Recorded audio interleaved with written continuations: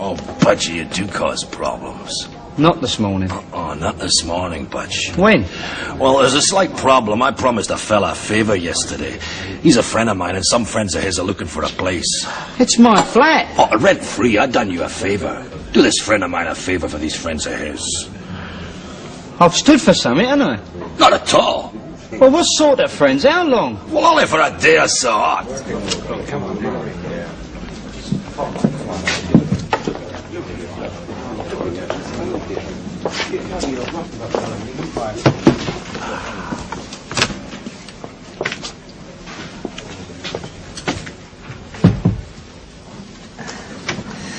What did I say? I've stood for it again, haven't I?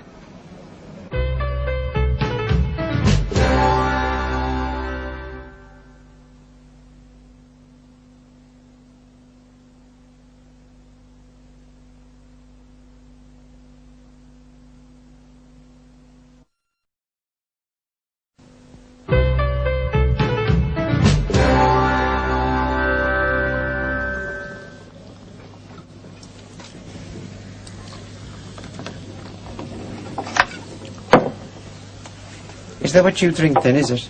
Lemonade? Oh, do they not allow you to drink the other on account of your religious persuasions? Is that it? Do they not allow them to drink the other on account of their religious persuasions? My God, there must be very religious men in that country if they don't drink nothing but bloody lemonade.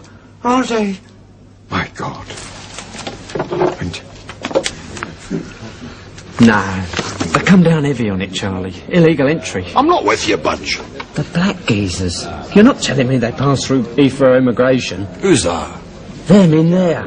Ali Baba and the 3 bent thieves. I haven't been in there.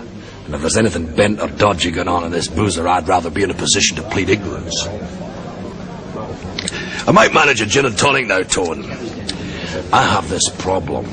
This friend of mine in Bradford, a travel agent, international travel agent, good bloke, he's got a problem. Shall I guess? 4 problems, to be quite specific. He's fixed an overseas party for a European tour, extended, a fantastic itinerary, documentation, work permits, jobs, a lot. You should gander his brochure sometime. Only, unfortunately, his itinerary has come up against a stumbling block. The Bradford law is leaning on him. Heavy. The law is not exactly propping me up, Charlie. They've tumbled him. So naturally, gets in the blower to me. Can I find these tourists temporary accommodation until they move up there? Oh, have you tried the Hilton? You having a go? This particular party of gentlemen cannot stand hotels. Do I know anyone with a room, he asks me. An easy-going China with a liberal mind. So naturally, I thinks of you immediately. You got a flat? 1 bedroom. So they have the bedroom you kept down in the living room. Only for a day or 2. How long? Well, call it a week at the outside. Who's arguing? You can see to their needs. You can keep an eye on them for me. A wee bit dodgy, the Queen's tongue. I'll show them around the town. You show them nothing. You keep them in that bedroom if you have to chain them to the bed. And they do not put 1 foot outside. Not 1. Good lad. That's my son. Look, Charlie, why unload them onto me in town? You could lose them in the East End. Because the word's out, Budgie. They are spoken for. They're stragglers from a boatload that got nicked on the Dover Road. And the West End's the last place that the law would look for them. And where's another last place the law would look? Surprise me. Oh, come in, Budgie. In a knocking shop. Dead easy. Cheers. And you have absolutely no idea of his present whereabouts? Absolutely no idea. Well, how long would it be since you saw him last? Just over a week. Ah, and did he have a fixed abode then? He was sharing my fixed abode. Oh. He stayed with me for a few nights. He had nowhere else to sleep. And before he was sleeping at your flat? He was in the Nick, a prison. And before he was in prison, he had a flat in Neasden. And before Neasden was when he was living with me. Your mother mentioned that he has a wife. From Watford. Oh, could it be possible that he's gone back to her, do you think? But it might be possible that his wife might know where he is. Highly unlikely if I know him.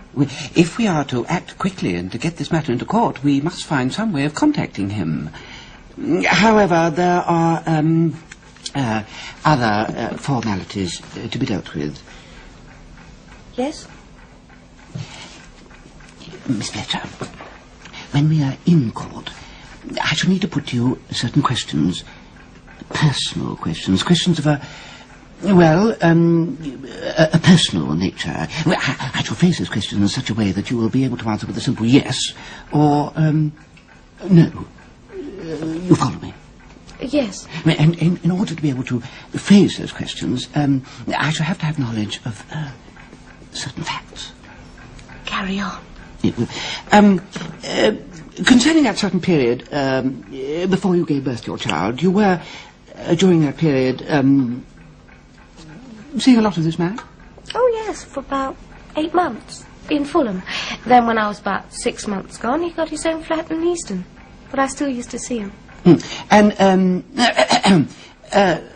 before that time, you were, as it were, sleeping together? Oh, yes. Yeah, and prior to the time when you conceived the child, forgive the question, but I do have prior to that time, sexual intercourse took place between you regularly? We were at it like knives.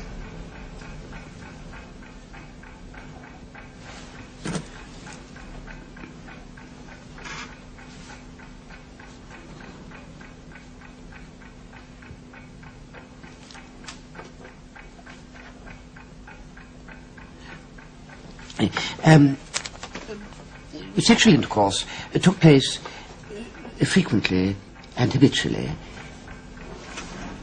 If, as you say, he has recently served a prison sentence, then it should be possible to contact him through one of the various organisations that exist, the Prisoners' Aid Society, for example.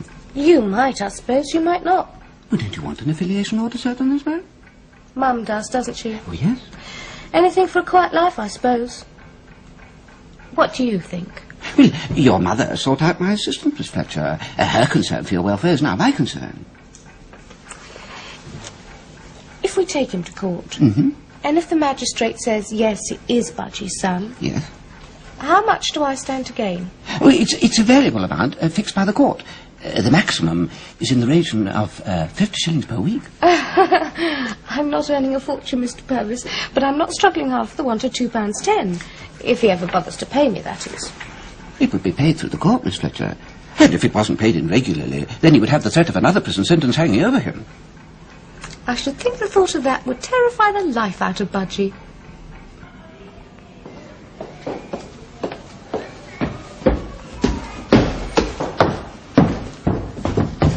Get in there, Clarence. Give her one for me, son.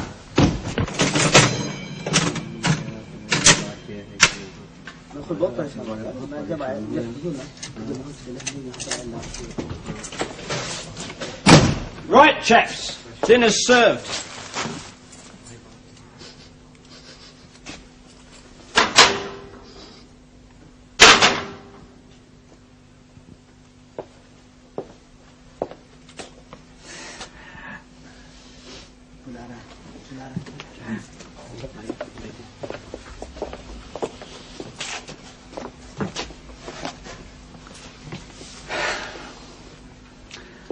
Right then, Gungadin.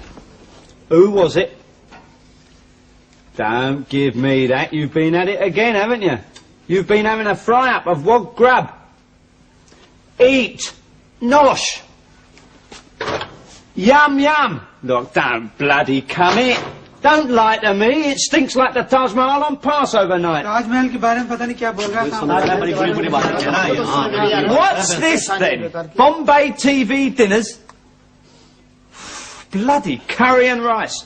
Wog bloody grub from the take-out Indian restaurant. I've sussed it.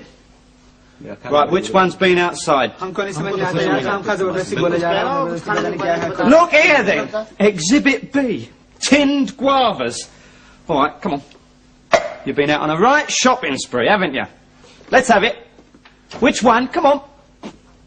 I'm waiting. Oh, so it was your turn today, was it?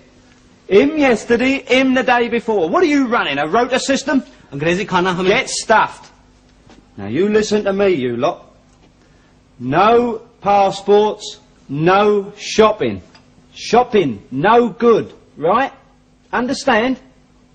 Look, go shopping, get shopped. Sent back home. You lot, sent back home. White man's bird, fly across water. Oh, God almighty, it's like talking to a brick wall. Look, you, Pakistan. Me, Nick. Nick. No, Wormwood Scrubs, Dartmoor, Brixton, Black Hole of Calcutta. No, go outside. You lot. This door verboten. No, go out. Ronald Bird? Yeah? Well, is that your name? Yeah. Well, if we had to sort out to find you. Neasden, Fulham, halfway round the globe. You don't half get about of it, don't you? Poddle on. You poddle once too often, Ronald. It seems you poddle in the wrong jam pot. I got a summons to serve on you. What for? Dip in your wick. Affiliation order. Your wicked past catching up on you. Here you are. Let's have a couple of signatures. Give me a pencil.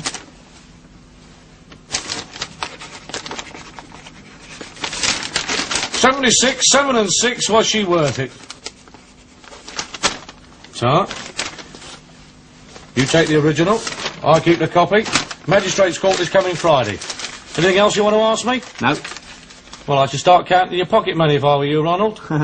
I'll say cheerio.